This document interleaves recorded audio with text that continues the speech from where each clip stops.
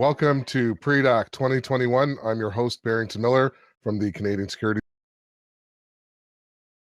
with Kendra Johnson, President and CEO of AME.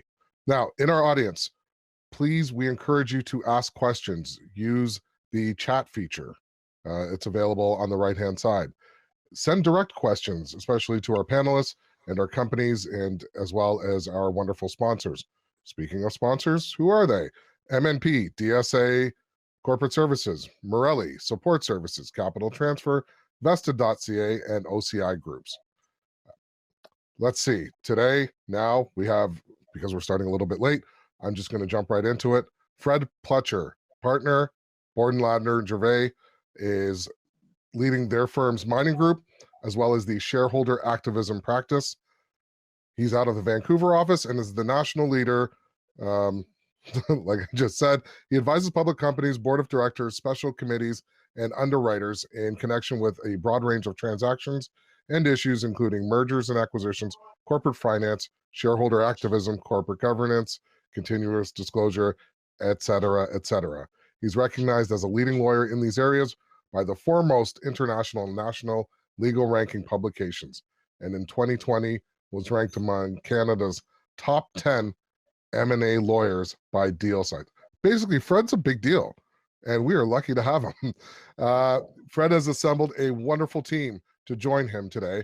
Alan Bayless, partner at Longview Communications and Public Affairs, Bill Zawada, VP Business Development, Laurel Hill Advisory Group, and last but not least, Matthew Zabloski, founder, lead portfolio manager at Delbrook Capital Advisors. Without further ado, I turn it over to Mr. Pletcher. Great. Thanks very much, Barrington. And we're very glad for the CSE for inviting us today to talk on the subject of shareholder activism. As Barrington mentioned, we have an exceptional panel for you today. We have Matthew Zabloski, who is the founder and managing director at Delbrook Capital. Delbrook has been an activist in the mining space before. With Bill Zawada, who works for Laurel Hill, which is a prominent proxy solicitor. They're the people who twist arms and get votes in proxy contests. And finally, we have Alan Bayless with Longview Communications, and they are a communications firm which is actively involved in shareholder activism campaigns. Alan gets his fair share of business associated with those. So when we talk about shareholder activism, what are we speaking of? Basically, we're referring to the actions of shareholders, or often groups of shareholders, to bring about change in a public company without acquiring control. They're just exercising their votes. And oftentimes, these votes are exercised to address board composition, the composition of senior officers, whether certain M&A transactions will go forward, and executive compensation is oftentimes a topic. Now, for many years, the resource industries, and specifically mining, were insulated from shareholder activism. You tended to see it in industrial companies, and you tended to see it more south of the border. And part of the rationale for it was because of the cyclical nature and the volatility of commodity prices in the mining sector.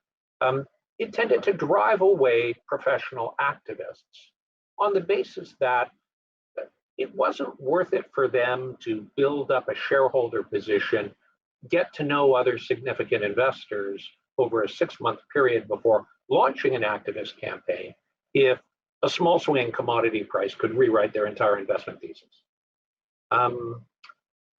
Also, our miners and our mining promoters were very good at blaming depressed share prices on commodity prices, and that helped keep away shareholder activists as well. But as you will see in our presentation, that has changed. There is now a tremendous amount of activism in the mining sector. It's not quite at the level as it is in industrials in the United States, but it's getting that way. There were 20 campaigns in Canada in the mining space in 2019 and 2020. And we'll hear a lot more about the changing face of activism, but it's happening and public companies have to be prepared for it. So I'd like to start by turning to David, who has his finger on the pulse of activism in Canada. If you could just provide an overview of the current activism levels in Canada, and more specifically in the mining sector. What forms it's taking, what are the profiles of target companies, what's the profiles of the activists, and how did the pandemic affect levels of activism last year and this year? Very interested to hear your views on this. Yeah. Perfect. Thanks, Fred, and thanks very much to the CSE for the opportunity to join the panel today. Fred, that was a great sort of introduction to the topic today, and I'll try to flesh out things a little bit more. Just so, a bit of an overview of what we're seeing.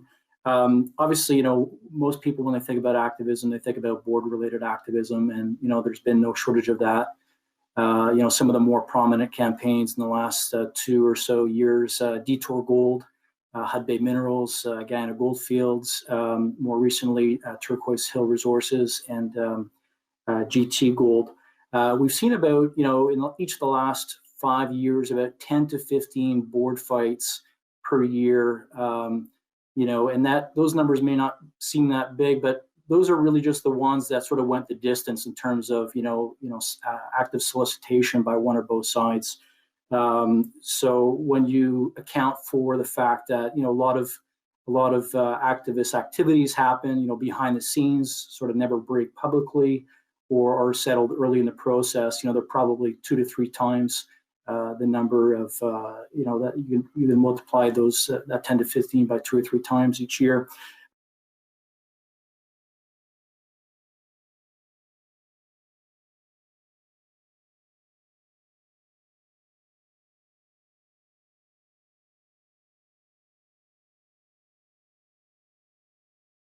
Years or so, we've seen oppositions to plans of arrangement at Core Gold, E-Cobalt, and Cobalt 27.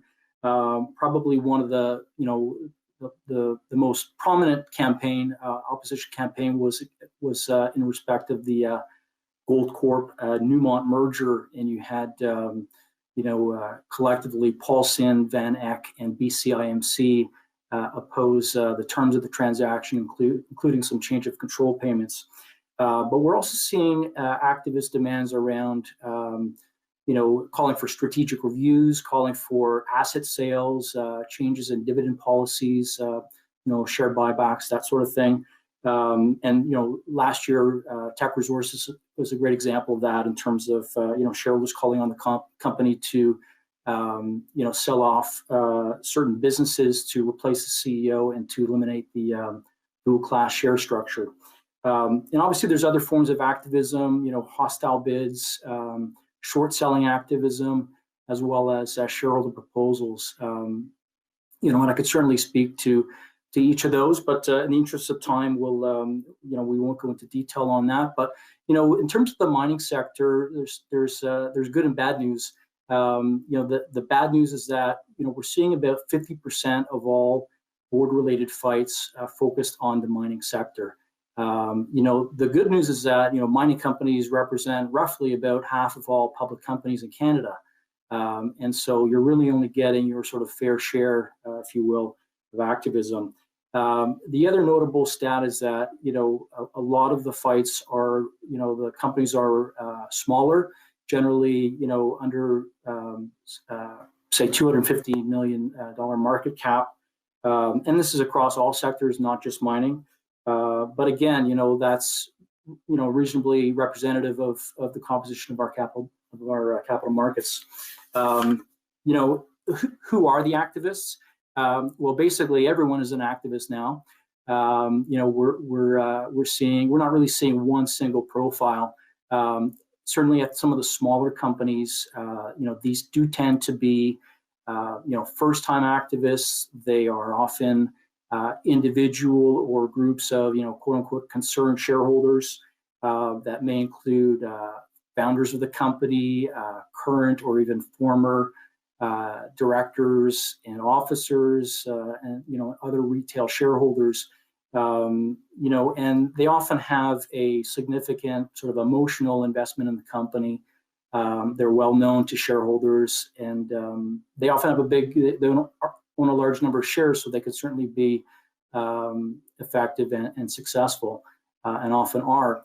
At the other end of the spectrum, we're seeing with the larger targets, the activists do tend to be, the larger, hedge funds, private equity, and increasingly we're seeing sort of traditional, long-only investors, even pension funds and other public companies take activist positions. And obviously in these cases, the activists are much, they're more sophisticated, they're more prepared, they're more deep-pocketed. Increasingly they're gaining the support of other institutional shareholders and even the proxy advisors. So certainly very quite effective as well. And then just to sort of round things out with the the impact of the pandemic, the pandemic kind of slowed activism for a little bit, but it's really caught up, and I would say probably in more so. Obviously, in the early days of the pandemic, the activist activity was maybe not a great look. Companies were clearly in survival mode. Employees were in survival mode. And there were also some technical barriers to activism, whether it be mailing delays and postal delays.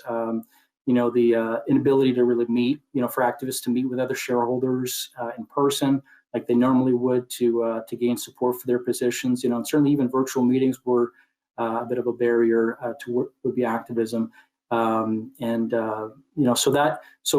we didn't see as much activism in the early part of the year as we normally would, but by the fall, some of those issues just seemed to disappear, and we saw a lot of activities, a big spike, and in fact that's really carried over into this year. So we ended up finishing 2020 with more board fights than we did in 2019, and we seem to be on pace to have an active 2021 as well.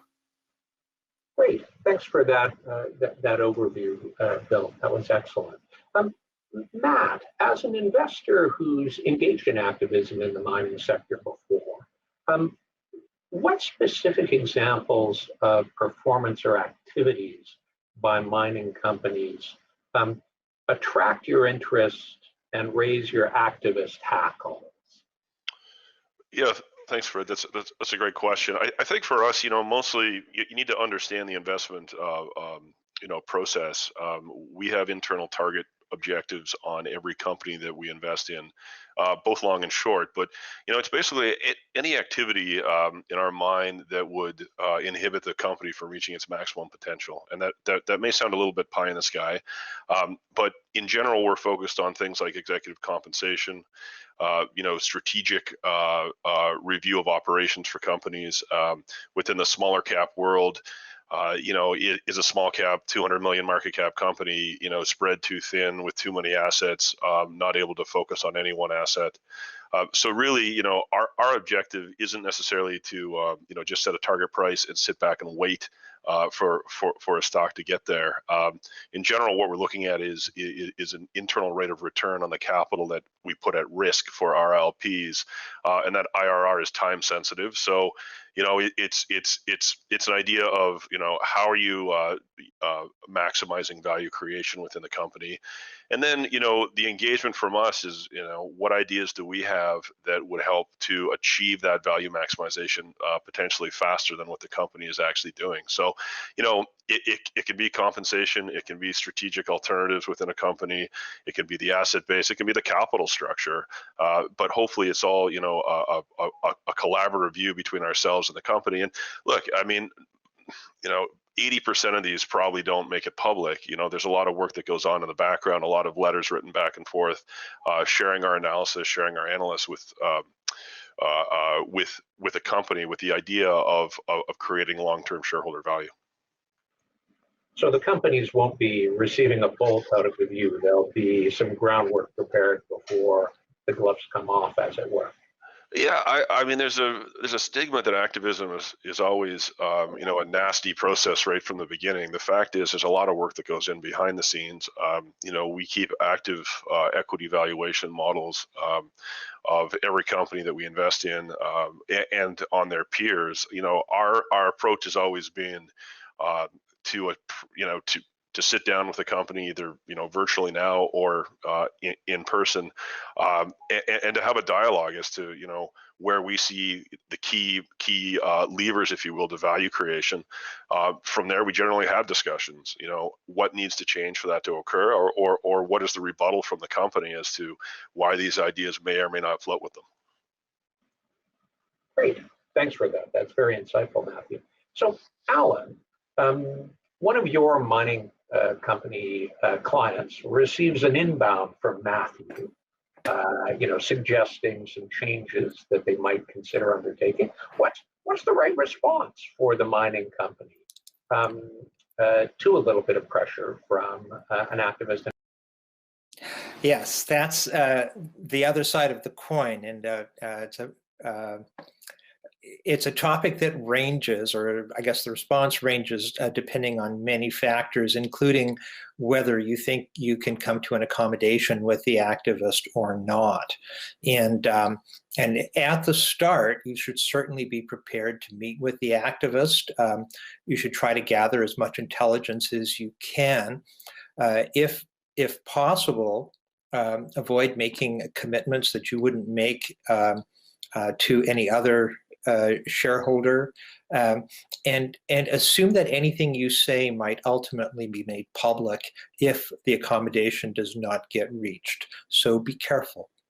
Assemble a team of advisors. Internally, you'll need certainly key executives, and externally, you'll need lawyers, public relations, proxy solicitor, and sometimes a financial advisor if you think that the ultimate solution to dealing with the activist might involve some kind of a transaction, and that a financial advisor will be necessary for that. You should think like an activist, even before any activist approaches. Always sort of make an honest assessment of your potential to be attacked, where your vulnerabilities are, what's your performance against peers, your operational performance, governance practices, are there related party transactions? These are all things that can make you vulnerable to an activist. And so be thinking about those things and try to minimize the target so that activists like Matthew will pass you by and look somewhere else. So evaluate your board composition, your strategy, and always remember that if you can't come to an accommodation, that your ultimate audience is not going to be the activist, but all the other shareholders, because both you and the activist will be trying to persuade the shareholders to support you. And then a bit more about what to expect, and this is more in the nature of a situation where an accommodation is unsuccessful. And what you can expect are, first of all, a private approach, as Matthew said, although it's not always the same. And we've certainly seen ambushes as well, where activists go straight to the public without even a notice to the company. So expect, first of all, proposals, and then maybe more frequent dialogue with management, requests for time with the board to present a thesis for change, and then a request for board seats. After that, if none of those things work, then there will likely be a public phase where the activist will increase ownership and then disclose it. We'll reach out to other activists to form what's known as a wolf pack. And we'll release a white paper to a public audience that explains why the stock price will do a lot better if only the company would do this, that, or the other thing. And then start launching public attacks and either requisition a meeting of shareholders to change the board, or at the annual meeting, propose resolutions to change the board. Those are the things that you can expect once an activist approaches if you can't come to an accommodation. Thanks for that, Alan. That's a good summary in terms of responses. And one thing I would like to stress is the accommodation side of it, and something that both Bill and Matthew had indicated. 80% of initial activist proposals are dealt with privately, and oftentimes accommodation is reached and is good for the organization. So it doesn't necessarily have to result in the proxy fight, and indeed in most instances it doesn't. And generally speaking, in those instances where you are surprised and there's a sneak attack, as it were, that isn't coming from the professional activists. That tends to be coming from a different sector of the marketplace. Bill, are there any other best practices in terms of a response that you'd like to add to what Alan? Yeah, just to round things out a little bit. Obviously, Alan covered a lot of great ground there, particularly in terms of one of the key things, obviously, is assembling your team, and that will include a number of outside advisors, and really you're looking for people that have been there before, and then obviously have a lot of experience navigating that type of environment, and really that can be a great sounding board for you in the early stages. To assess, the situation at hand, what your chances of success are, and whether you should sort of fight or settle. So, that can be very helpful, sort of right out of the gate, and ultimately help you arrive at a quick resolution. The other thing is, know who you're up against. The activist has obviously done a lot of homework on you, and you should know who they are. So, obviously, what's their ownership? When did they, how long have they been a shareholder? What's their reputation? What's their track record? And if they put forward board nominees, what are the strengths and weaknesses of those nominees? And obviously all of that can help inform, how you move forward. And the other thing I would mention, and this is, I think, really critical, is listen. Listen to what your shareholders have to say. These are, they're not going to, they're not going away. And the fact is that good ideas are good ideas, no matter who they come from. I think it's incumbent on the board and management to engage. Listen. You may not agree with them, and that's fine, but at least have the conversation. And the other thing is listen to your other shareholders. Engage with some of your other top shareholders, see what they have to say, and get their sort of gauge their views as well. So. I would just, those are sort of some of the top of mind things that I would add to that. Thanks for that, Bill. And in terms of the topic of engaging with other shareholders, many investors cling to the concept that passive investors are passive investors and they don't get involved in activism. And that's an outdated concept. If anything, they've become more passive aggressive investors of late. And Matthew, from an activist standpoint, how receptive do you find institutional investors in the mining space to your suggestions to improve performance by potential targets? And is there much of a difference between larger institutional investors and smaller institutional investors? And does it evolve over the term of a contest if it becomes? Yeah, look, I think given where we're at in the commodity cycle right now, specific to mining, there's much more openness than there was years ago.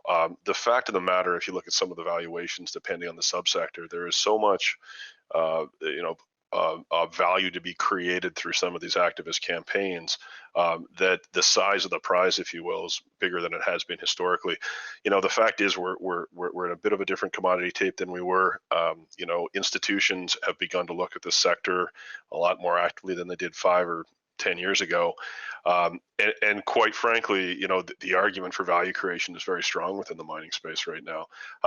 As far as, you know, as the campaign progresses, you know, there's a core number of, you know, a couple dozen, you know, large institutional investors that obviously are familiar with the sector, you know, and are tracking some of the value creation, you know, suggestions that are going on publicly. You know, I think you sort of hit the nail on the head before, you know, with the idea that passive investing doesn't work. It really doesn't work in this sector in particular. So, you know, I think people are open to it. You know, depending on the commodity that you have leverage to, a lot of the companies that we're dealing with are generating significant free cash flow right now. So the current engagements we have with them are you know, what are you doing with the excess cash flow? How are you best reinvesting or giving it back to shareholders? Because things are fairly robust in the sector right now. Thanks for that, Matt. Now, one of the interesting developments over the last couple of years is that we've had a number of very high-profile mining companies in Canada who are actually closely held. They're controlled by a group, and they've been subject to activism. You know, Turquoise Hill, Teck. So the activists couldn't possibly win at the shareholders meeting. Yet still they took a run at these companies. And part of the reason is that activism isn't necessarily anymore about getting the result at the meeting of a proxy fight. It's creating media pressure on these organizations to take steps that they may not be forced to at the ballot box. So, Alan, as communications is your specialty, what's the role of the media in an activist campaign? How does that compare to, and how does the media's role compare to the role of groups like proxy advisors, like ISS and Glass Lewis? And, you know, who wields the greater stick in these? So both media and proxy advisor firms are important in a proxy contest. And a lot of that has to do with credibility and reach. Earned media, I'm talking now about, say, newspaper reporters as opposed to advertising.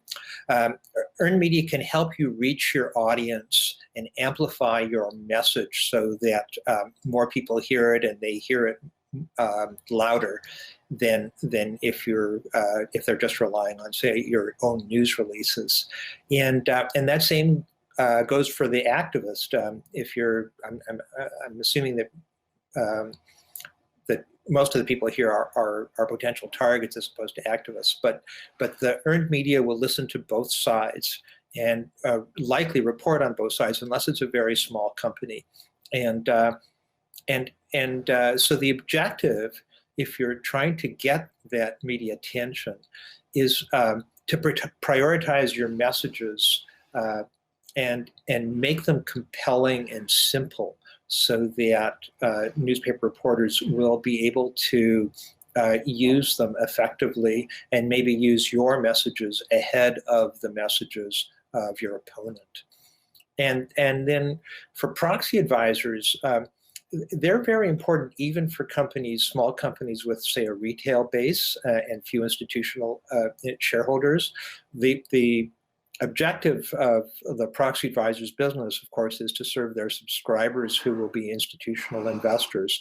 But their recommendations can be summarized in a news release by both sides and issued as a judgment, as an independent third-party judgment. And so you have to be aware that they will have influence not just on their own subscribers, but on the broad sector of investors, of shareholders in your company. And typically what happens is after ISS and or Glass Lewis issue their recommendations, the side that gets the favorable recommendation will issue a news release explaining how brilliant the proxy advisor is, and you know, how as a neutral, independent third party you can rely on it. And the side that gets the unfavorable recommendation will try to explain how the proxy advisor just missed or misunderstood the crucial matters. In most cases, both sides will issue a news release because it's such a potentially influential recommendation that the losing side can't usually ignore it, and they'll have to try and undermine it. So those are, I think, some of the important issues you have to keep in mind with regard to both media and proxy advisors. Thanks for that. Fred, if I could just add to that, please. Sure.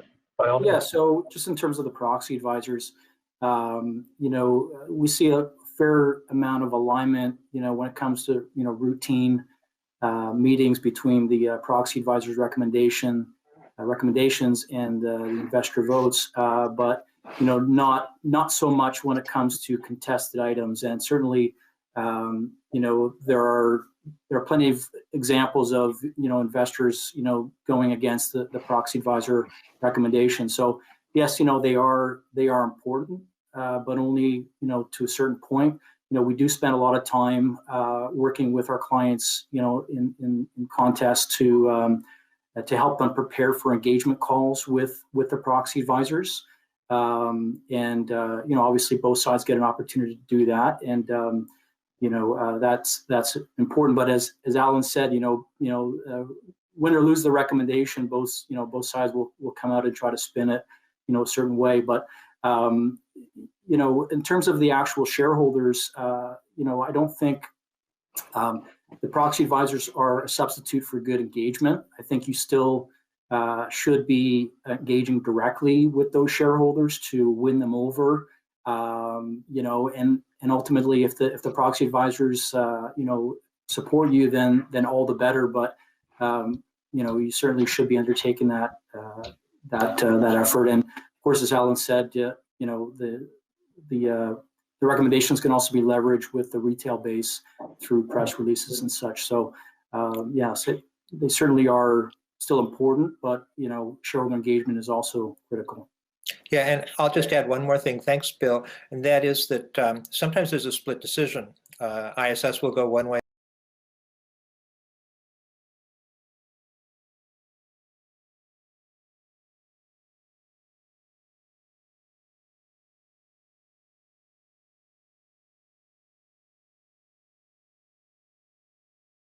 Different conclusions. Interesting. One of the examples of how activism has really changed in the mining sector and gives you a sense of, just how important it's becoming is the actual creation of an organization of investors in the gold space to keep watch on gold companies. And that, of course, is the Shareholders Gold Council. Now, Matthew, Delbrook's a member of that. Indeed, I believe you were involved in sort of the initial founding of that organization. Perhaps you could share with our audience sort of how it was formed and what how that organization came about and what its sort of driving goals have been. Sure. Yeah. The Shareholder Gold Council we founded with a few other hedge funds in 2018. The real objective isn't necessarily sharing, any single idea on a company with a group of other funds. It's more academic in the way that we try to use qualitative, quantitative analysis of the overall, in this case, the overall gold sector. Both large cap and mid cap, really to sort of highlight some of the issues that have impacted valuations in the past. A perfect example is, years ago, the statement we put out about the Gold Corp change of control provision, and the issue we took with that in terms of its excessive nature.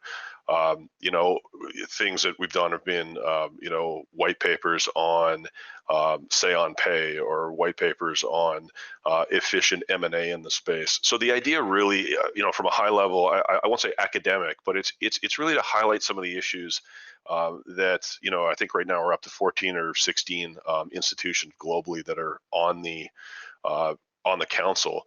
It's to highlight the misgivings, I guess, or prior transgressions that have caused larger institutions that are generalists to stay out of the space. the series of excessive compensation, or poorly thought out and executed M&A, the waste of money that a lot of large caps have done in buying copper assets at the top of the market, or basically looking at trying to hold people accountable, and then the objective being, if we can change behaviors, that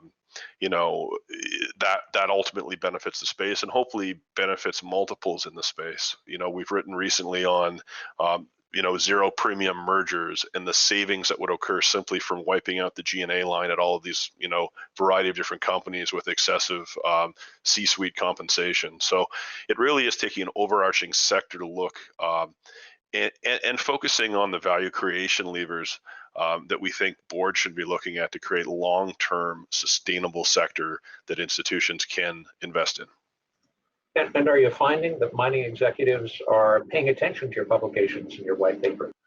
It's completely, it varies a great deal from, very negative feedback from mining companies to guys who actually, will take time to listen and then give their feedback as to, how they're changing or other mechanisms that they see in the sector that could use a focus, other sort of characteristics. So, in general, there is there's no way the sector isn't changing. And I think as you see the traditional sort of old guard in the mining space retire, and some of the prior leaders that may not have had that focus on shareholder value that we're trying to bring to the sector now, I think it'll become even more topical in the coming years. So the answer is, look, there's a group of investors who are not going anywhere. They're not going to disappear. They're just trying to change some behaviors in the space for the benefit of the overall sector investability. Great, thanks for that.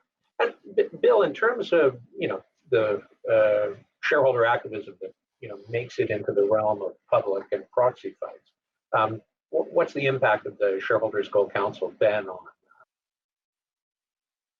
it? Yeah, it's interesting. So in late 2018, I guess early days for the Gold Council, I spoke to a board of directors of a precious metals company, just on some trends in governance and activism, and one of the things that I raised was the Gold Council, and the chair of the company told me, basically in no uncertain terms, that I should take that out of my presentation.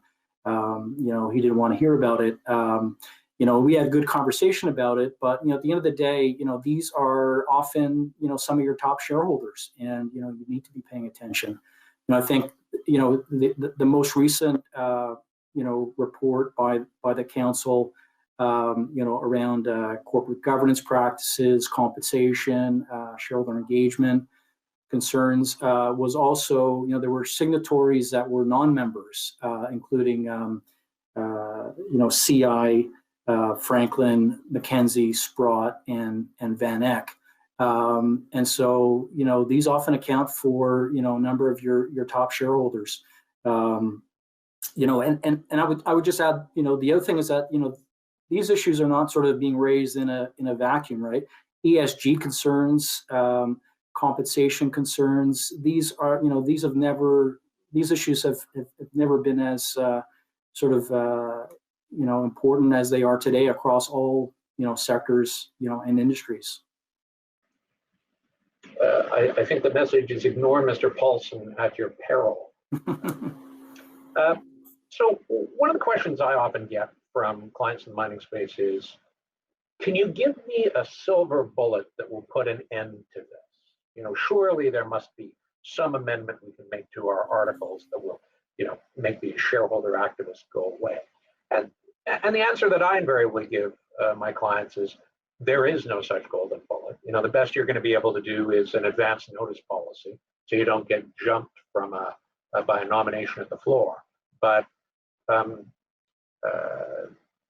porcupine anti-defensive tactics in articles will, if anything, attract activists. It's going to have the exact opposite intent that you want it, and they won't get passed.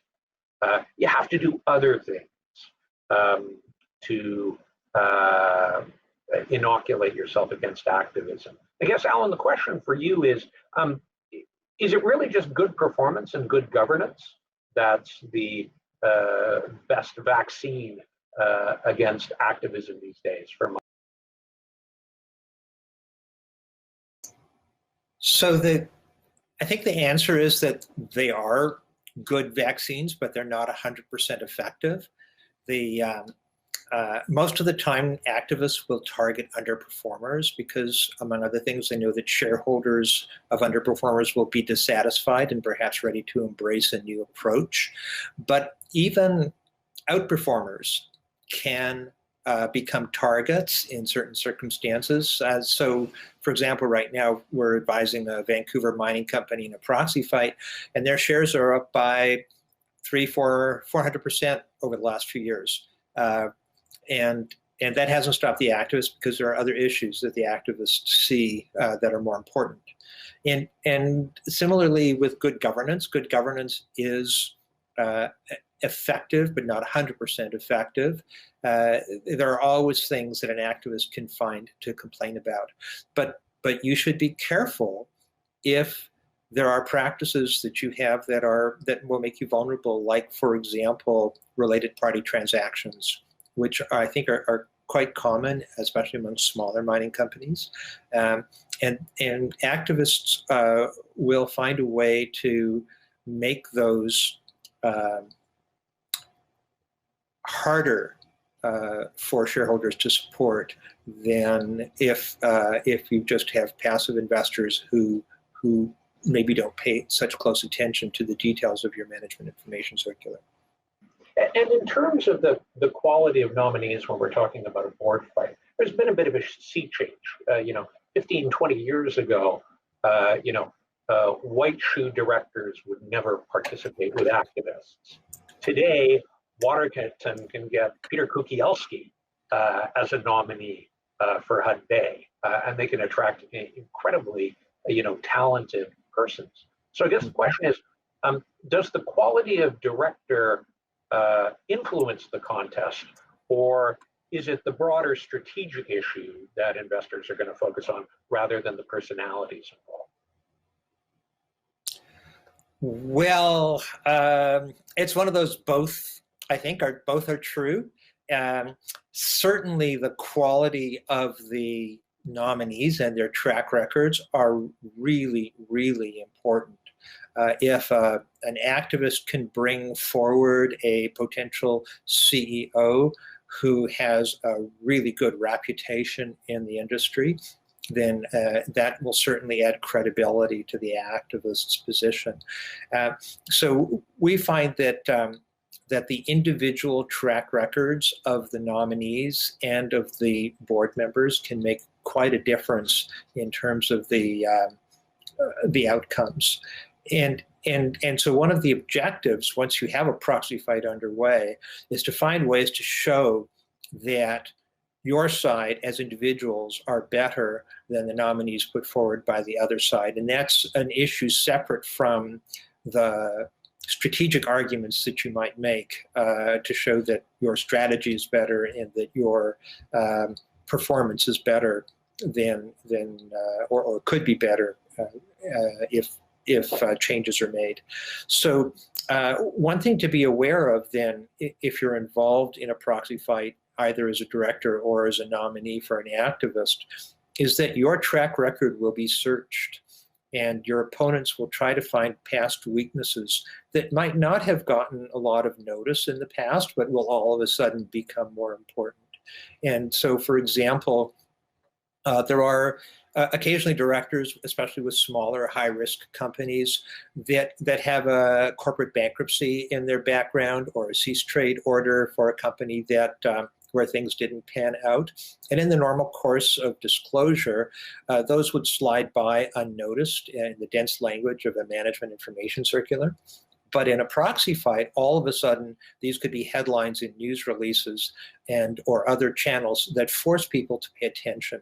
So you should be aware, if you become involved in a proxy fight, that your track record could make a difference. And also, if you have had problems in the past, that they will all of a sudden have a much higher profile than you've ever imagined they might. Bill, do you have any other suggestions for companies that find themselves the target of shareholder activism in terms of appropriate steps they could take to defend themselves and get the majority of investors back on their side? Yeah, so I think in terms of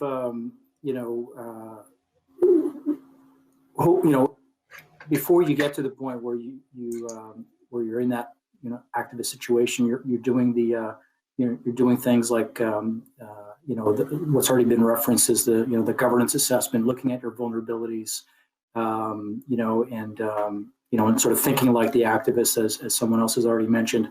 What you also want to be doing, obviously, is shareholder engagement. Throughout the year, you want to be proactive, and have those conversations.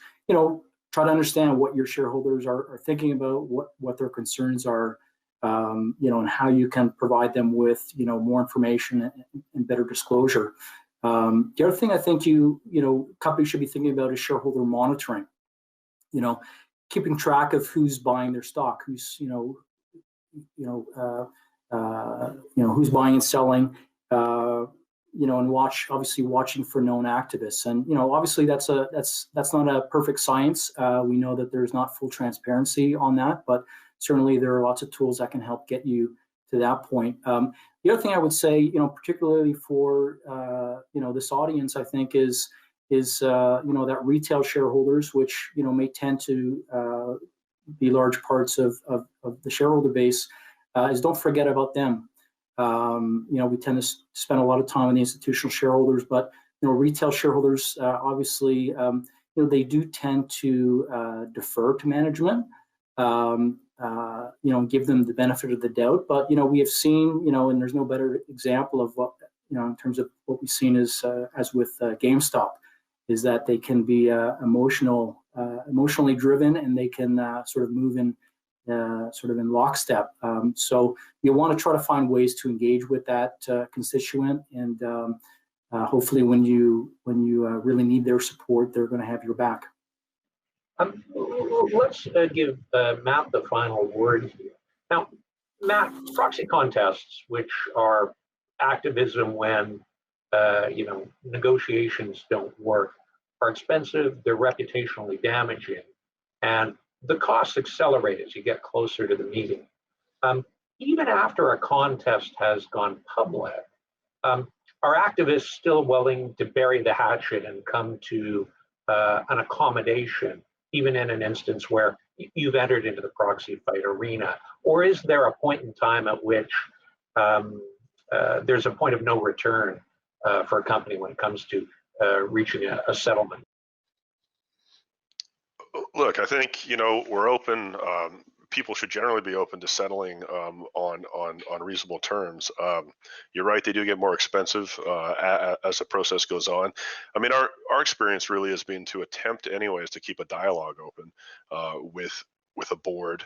But the situations we run into, vary a great deal. Some of them have been apparent very early on that they were going to go to a vote at the end of the day because there was just no interest in being flexible or even open to any of the opportunities or strategies that we brought forward. So, I think we'd say you need to be open. Is there a negotiated settlement? As we pointed out before, at least in our experience, the vast majority of these never make it public, and there is some sort of settlement. But look, at the end of the day, if you're dealing with an inflexible board who just won't even pick up the phone anymore when you call them, that's the nature of the proxy contest, and that's what you're going to have to face. But be prepared with the bill at the end of the day. Well, that is a good note to end on. And of course, it's very different with the character and nature of some of the promoters in the mining industry to sublimate their ego and reach accommodation. But there is much to commend it. Thank you, gentlemen, for participating in this. Barrington, if there are any questions, our panel is happy to respond. But otherwise, I think we've given a very good canvas of the subject matter. I think that you have understated when you say very good. This was a bit of a masterpiece, and I'm glad that it's being recorded so that it will live on in posterity on our websites and on yours as well. Thank you, Fred. This was Fred Pletcher, partner at Borden Ladner Gervais, national leader of BLG's mining group, and his wonderful panel consisting of Alan Bayless, Bill Zawada, and Matthew Zabloski, and their respective firms, BLG, Longview Communications and Public Affairs, Laurel Hill Advisory Group, and Delbrook Capital Advisors. I love the synergy that occurred between panel 1 and panel 2 because of how the sector is changing and how it's growing and how it's evolving on multiple fronts. PreDAC is an opportunity to learn something that you may know little about or know nothing about. This panel right now here was my PreDAC moment. I would welcome an opportunity to explore more of this in a podcast. I don't mean to put you on the spot, but I'm putting you on the spot. And of course, it would be for your own institutions as well. Again, I see some of our sponsors in the audience. If you have questions, send them a message directly or reach out to them via email. If you're watching on replay, you can reach out to barrington.miller@thecse.com or send in a general question to our website, www.thecse.com. Thank you to our issuers as well. Thank you to the CSE folks behind the scenes and in front, Anna Sarin, Grace Padota, Anil Mall, James Black, and the CSE for your support. Please utilize the lounge feature, which takes us to our next and third session. It is the regional roundtables. What does that mean? Well, CSE is a national company, and we have offices and representatives across the country. Now, instead of going on a